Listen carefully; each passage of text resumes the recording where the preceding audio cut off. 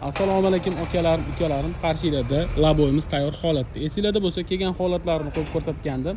Hozir mana qisqacha obzorini qilamiz. Nasib bo'lsa, ertaga to'liq obzorlarni qilib beramiz akalar. Ko'rib turganlaringiz, mana furniturani zo'rlarni yaxshisidan qo'yib berganmiz. O'zini mana qulf kaltlari bo'ladi yonida.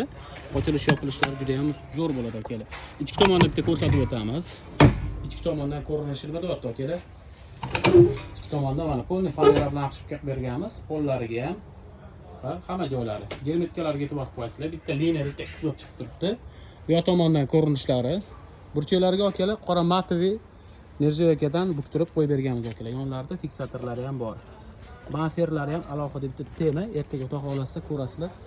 Oldi tomondan ko'rinishlari.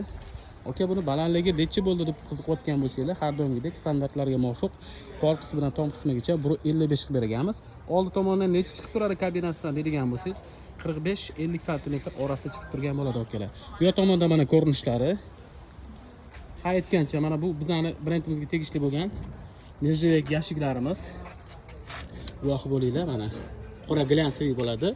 Ochilish yopilishlariga e'tibor qilasizlar. Bu hozir quloq qo'yilgan. Ochiladi, ertaga ko'rsatamiz xudo xolasa mana. Matoviy ugullarimizni qo'yib berganmiz. Alkofollarimiz nimaga urib ko'rsatyapman? Shu ovozidan qanchalik germetizatsiyasi zo'r bo'lganini bilib olsanglar bo'ladi akalar. Akalar, kimga shunaqa tent furgon xizmatlari kerak bo'ladigan bo'lsa, pastda nomer qoldiramiz. Bizning manzilimiz Toshkent viloyati Yangiyo'l shahri joylashgan. Aloqa chiqinglar. Ushbu videoni ustaxona qidirib yurgan yaqin do'sti birodaringizga jo'natib qo'yinglar. Bizni kuzatishda davom etsanglar, ertaga to'liq obzorini qilamiz. Kuninglar yaxshi o'tsin.